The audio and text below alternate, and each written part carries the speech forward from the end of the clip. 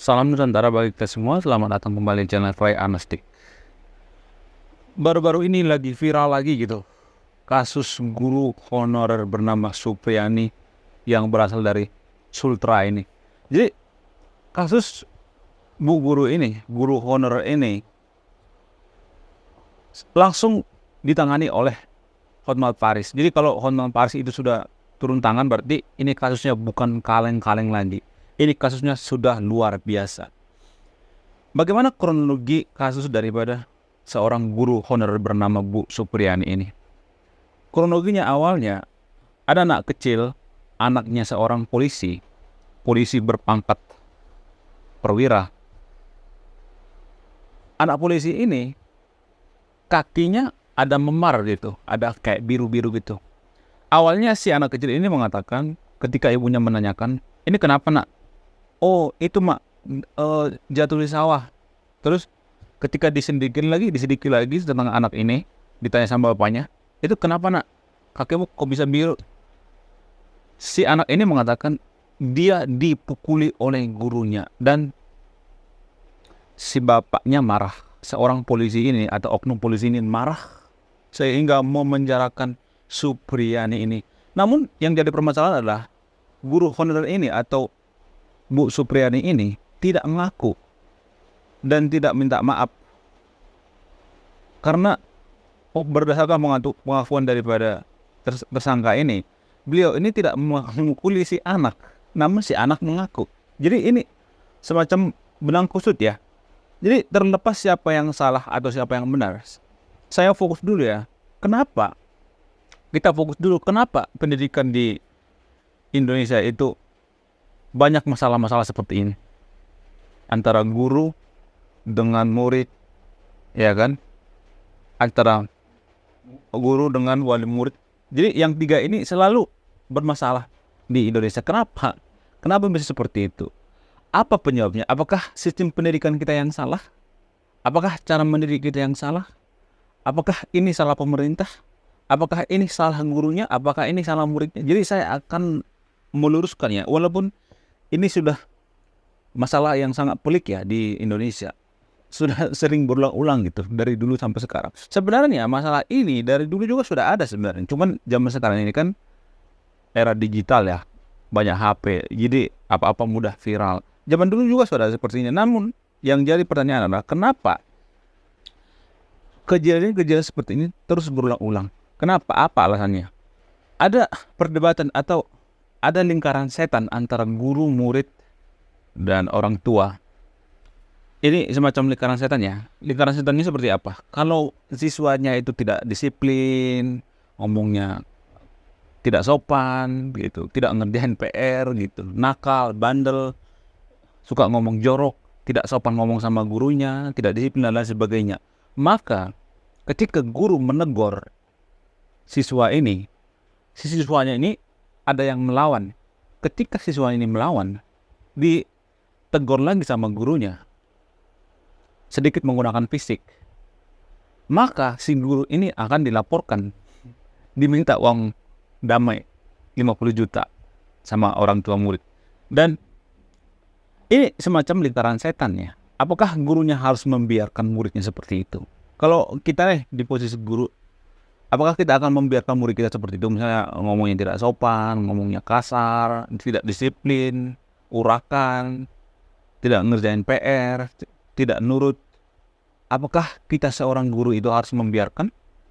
Ada banyak guru kok di Indonesia yang berpikiran seperti itu, daripada repot nanti, daripada panjang urusannya, daripada disuruh bayar 50 juta, mending dibiarin aja muridnya tiduran di kelas, merokok di kelas dan lain sebagainya. Ada banyak kok seperti itu yang viral-viral ya. Jadi ini semacam lingkaran setan ya. Ketika si murid ini ditegur sama gurunya, biasanya kan murid itu ngadu ya sama orang tuanya. Orang tuanya juga nggak tinggal diam, melaporkan si guru ini ke kantor polisi. Jadi ini semacam lingkaran setan ya. Lalu bagaimana cara memutus lingkaran setan ini? Kita harus memutus lingkaran setan ya. Jadi saya akan coba mengurai benang kusut ini ya. Ya kita maksain lah. Walaupun sebenarnya kompleks ya. Penjabarannya kompleks ya. Tapi saya akan mempersingkat. Jadi Kalau boleh jujur, video 5 menit atau 10 menit itu tidak bisa menyelesaikan masalah yang serumit ini. Tapi saya akan mencoba maksain ya. Mudah-mudahan bisa ya. Tapi disclaimer dulu, saya tidak mengatakan bahwa yang saya katakan ini yang paling berat. Nggak apa-apa, bantah aja, bisa dibantah. Kita di sini hanya diskusi ya, diskusi tentang pendidikan Indonesia. Karena saya peduli dengan pendidikan Indonesia. Jadi kalau saya kritiin pendidikan Indonesia itu bukan karena saya benci dengan Indonesia ya, bukan karena saya benci dengan pendidikan Indonesia, tapi karena saya peduli ya. Jadi gini, karakter suatu bangsa itu ada 2 tipe. Ini kita berangkat dari sini dulu ya, benang merahnya ya. Ada 2 tipe. Tipe yang pertama, karakter bangsa yang berkesadaran. Ini yang pertama ya. Yang kedua, karakter bangsa atau negara yang kurang berkesadaran. Jadi ada 2 ya, kita berangkat dari sini ya. Biasanya, karakter bangsa atau negara yang sudah berkesadaran itu, biasanya SDM-nya tinggi, negaranya sudah maju, negaranya sudah mapan, dan mereka ini sudah tidak perlu diatur-atur lagi. Disuruh-suruh lagi, muridnya itu sudah ada kesadaran gitu, tidak perlu disuruh-suruh, tidak perlu harus di komando-komando. Mereka ini sudah berkesadaran, dibiarkan gitu aja, mereka tetap melakukan kegiatan-kegiatan. Misalnya nih ada murid nih, gurunya nggak hadir nih di negara maju, di Finland misalnya, maka murid ini tanpa disuruh-suruh juga mereka akan belajar dengan sendirinya, melakukan aktivitas dengan sendirinya, yang ini ya, yang bermanfaat ya, tanpa disuruh-suruh. Jadi di belahan dunia lain juga ada tipe negara yang kurang berkesadaran. Bagaimana ciri-ciri negara yang kurang berkesadaran? Biasanya negara ini SDM-nya kurang maju, harus disuruh-suruh, kurang disiplin, buang sampah sembarangan, banyak parkir liar, banyak punglinya, ya, sampah berserakan di mana-mana, sungai mampet. Dan yang paling fatal lagi adalah ciri yang paling fatal itu, biasanya negara ini banyak aturan hukum. Jadi logikanya gini, kalau suatu negara itu berkesadaran, maka hukumnya nggak usah banyak-banyak dong. Itu kan logikanya kan. Justru karena negara ini tidak berkesadaran, maka banyak hukum dan aturan. Jadi di antara kedua karakter bangsa ini, mana yang paling cocok dengan Indonesia? Ayo loh, mana yang paling cocok? Kita jawab dengan jujur ya. Jadi yang paling cocok dengan bangsa kita itu adalah yang kedua, yaitu karakter bangsa kita yang kurang berkesadaran. Itu poinnya. Lalu, kalau misalnya ada seorang guru nih, mendidik anaknya atau muridnya atau orang tua murid yang kurang berkesadaran. Contoh misalnya, ada murid tidak disiplin, mohon maaf, ngerokok di dalam ruangan misalnya, ditegur sama gurunya, tidak berperilaku baik, suka ngomong kasar misalnya, ngomong kotor. Ketika ditegur sama gurunya nih, si anak lagi ngerokok nih dalam kelas, terus si anak ini ngelawan, apa lu? Bapak gua polisi ya? Apa lu? Lu mau main-main sama gua? Lu nggak tahu gua siapa? Si gurunya kan pasti terpancing ya, ini murid kok gitu ya? Apa nggak diajari di rumah ya? Apa orang tuanya juga seperti ini ya? Gitu, ya kan? Tapi kan biasanya kan ada guru yang terpancing ya, marah, sehingga guru ini bisa dilaporkan. Tapi disclaimer dulu ya, saya tidak berpihak kepada guru ya. Saya tidak berpihak kepada guru. Cuman yang jadi permasalahan adalah di negara yang kurang berkesadaran seperti Indonesia, maka guru itu mau nggak mau harus otoriter. Kecuali kalau di negara maju yang SDM-nya sudah maju, muridnya sudah berkesadaran, tidak buang sampah sembarangan, tidak ngerokok dalam ruangan, tanpa disuruh juga mereka melakukan aktivitas-aktivitas yang bermanfaat gitu, tidak harus dikomando-komando. Kalau ada guru di negara maju, ya ngapain ya kan? Ngapain pusing-pusing ngatur muridnya? Ngapain pusing-pusing ngadapin ortunya yang suka melapor maksudnya, melapor dikit-dikit, melapor. Ngapain coba guru harus kerja ekstra? Tapi di negara yang kurang maju, yang SDM-nya rendah, maka guru itu harus otoriter. Jadi kalau saya mengatakan bahwa guru itu harus otoriter, banyak orang Indonesia yang berpikir bahwa otoriter itu jahat. Banyak kan? Jadi solusinya adalah guru itu harus otoriter. Saya mengatakan otoriter itu bukan berarti harus ini ya, matiin muridnya, bukan ya. Bukan. Justru otoriter ini, guru yang otoriter itu bisa aja dia karena sayang sama muridnya. Dia nggak mau muridnya itu merokok dalam ruangan. Dia mau muridnya itu disiplin, attitude-nya baik. Ya kalau misalnya sekali dua kali dinasehati misalnya, contoh misalnya muridnya ini ngerokok di ruangan, nah nggak boleh gitu ya, nggak boleh. Kalau kamu ngerokok di ruangan itu namanya melanggar disiplin aturan sekolah. Sekali ya, kedua kalinya tetap aja ngerokok, dinasehatin, tetap ngeyel sampai ketiga kalinya, tetap ngeyel sampai keempat kalinya. Apakah Anda sabar gitu? Apakah Anda tidak butuh yang namanya otoriter? Jadi saya tuh bingung ya, di Konoha itu orang berpikir bahwa otoriter itu seperti orang yang jahat banget gitu. Padahal enggak. Jadi di saat-saat seperti ini, murid-murid yang seperti ini atau orang tua murid yang seperti ini yang dikit-dikit lapor, butuh yang namanya otoriter. Kenapa butuh otoriter? Ya untuk mendisiplinkan. Kecuali muridnya sudah berkesadaran, ya ngapain digituin? Kalau di Finlandia misalnya nggak ada masalah, ngapain guru otoriter, ya kan? Bukan berarti saya mengatakan di negara maju itu nggak ada murid yang bermasalah, tapi nggak sebanyak yang ada di negara seperti Indonesia. Banyak kok pemimpin di dunia ini yang otoriter tapi bagus kepemimpinannya. Siapa contohnya? Seperti Xi Jinping misalnya, Putin misalnya. Kalau di Indonesia itu Soeharto.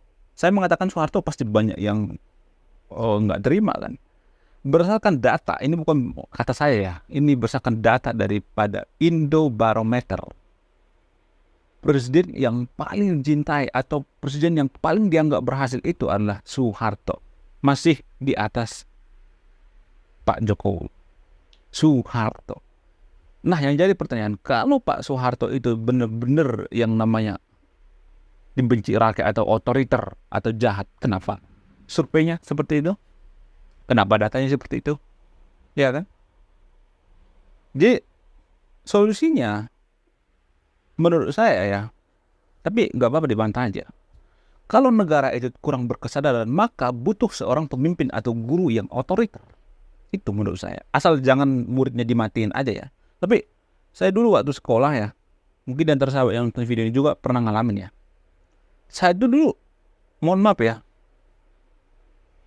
saya pernah dipukulin sama guru. Ya karena saya salah juga sih.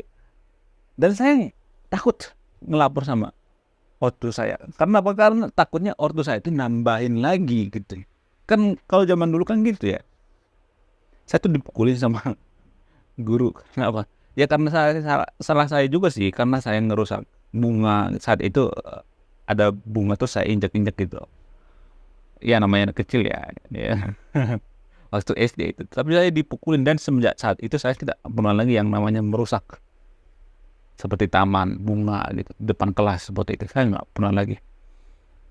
Kapok saya. Coba kalau guru saya. Zaman dulu menegur saya. Ya saya bisa itu kan. Bisa di penjara kan sampai sekarang. Jadi itu poinnya. Itu dalilnya. Tapi saya melihat ya, bukan berarti saya berpihak pada guru ya. Asal gurunya jangan matiin muridnya gitu. Jangan sampai sekarat gitu. Kalau cuman ya menegakkan keadilan yang enggak jadi masalah. Maksudnya menegakkan disiplin yang enggak jadi masalah. Otoriter juga enggak jadi masalah guru itu ditakuti. Tapi kan saya melihat di zaman sekarang ya, mohon maaf ya, kalau salah. Guru sekarang zaman ini enggak ada harga dirinya deh. Saya lihat. Dikit-dikit lapor, dikit-dikit cengeng. Pantesannya menurut data Gen Z itu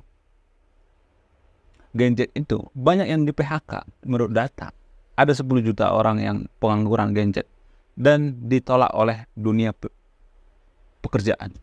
Dan banyak juga Gen Z ini, mohon maaf ya, anak-anak yang baru lulus ya, terakhir ini maksudnya, ya mereka melamar pekerjaan itu masih ditulis oleh orang tuanya gitu. 70% berdasarkan data lamaran anak-anak Gen Z ini ditulis orang tuanya. Jadi Ini kan produk daripada pendidikan ya. Pendidikan yang selama ini kita berpikir guru itu nggak boleh otoriter. Jadi menurut saya pribadi, bukan berarti saya suka yang otoriter ya, bukan. Karena faktor keadaan gurunya juga nggak pengen otoriter. Kalau muridnya seperti itu, kita butuhkan guru yang otoriter. Sama seperti di lingkungan misalnya, jangankan di lingkungan sekolah. Misalnya nih ada parkir liar di Indomaret misalnya, atau di di minimarket misalnya. Terus kita udah nasehatin nih, atau yang punya toko nasehatin, Mas jangan di sini ya, parkir liar. Sepi tokonya kalau masnya jagain di sini. Mohon ya, sekali dinasehati. Terus kedua kalinya parkir liar yang dinasehati, tetap juga ngeyel sampai ketiga kalinya, sampai keempat kalinya. Nah pertanyaannya, apakah kita masih butuh yang namanya demokrasi? Kalau boleh jujur, Indonesia itu belum siap jadi negara demokrasi kalau boleh jujur ya. Negara demokrasi itu adalah negara yang sudah mapan. Demokrasi itu mempertahankan kemapanan, bukan meraih kemapanan. Itu poinnya. Nangkap nggak kira-kira benarnya? Jadi negara yang belum mapan itu butuh seorang pemimpin yang otoriter. Makanya Xi Jinping, makanya Putin ini dicintai oleh rakyatnya. Karena apa? Karena butuh sesuatu yang otoriter, gitu, yang menekan, bertangan besi, tapi baik ya. Intinya tapi baik ya, bukan jahat ya. Di sekolah juga seperti itu. Jadi cara untuk memutus lingkaran setan itu ya seperti itu. Butuh pemimpin atau butuh guru yang otoriter tapi baik ya, bukan jahat ya. Itu kalau solusi dari saya. Nggak apa-apa kalau di antara sahabat yang terpilih ini punya solusi yang lain gitu, biar tidak terjadi hal-hal seperti ini. Tidak terjadi guru dikit-dikit dilaporkan. Ya seperti ini. Saya juga nggak berpihak kepada guru ya. Saya juga berpihak kepada orang tua. Jadi gini guys. Ini saya tidak asal mengatakan seperti ini ya. Karena saya juga menargetkan anak saya itu kalau sekolah itu ya menggunakan hal teknik seperti ini. Karena menurut saya itu pendidikan kita itu kurang baik ya. Gurunya juga kualitasnya. Saya juga akui kualitas guru di Indonesia itu kan masih kurang baik ya umumnya ya. Jadi kalau orang tua yang nggak pengen anaknya dididik di sekolah seperti itu dengan otoriter misalnya, dengan menegakkan keadilan atau disiplin, lebih baik anak Anda sekolahkan di homeschooling. Serius, homeschooling itu lebih baik. Karena apa? Karena kita bisa mengatur gurunya, kita bisa mengatur mata pelajarannya, kita bisa mengatur anak kita bisa mendidik, kita bisa ikut campur mendidik anak kita.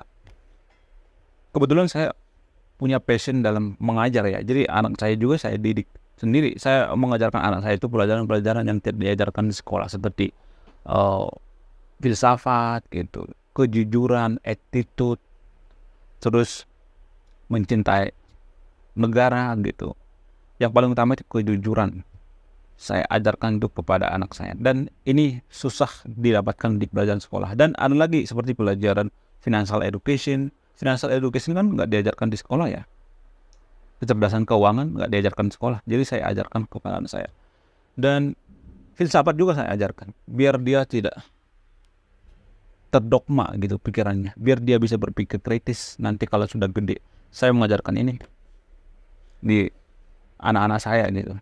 Jadi kalau orang tua yang nggak mau anaknya seperti itu, kejadian seperti itu, lebih baik homeschooling lebih pilihan yang paling masuk akal ya.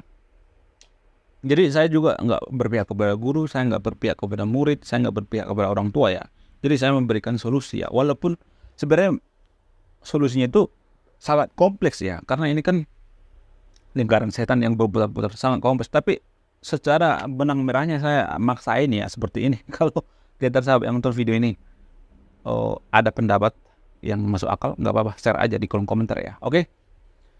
Saya Ray Konoha, sekian video ini. Salam sekuler.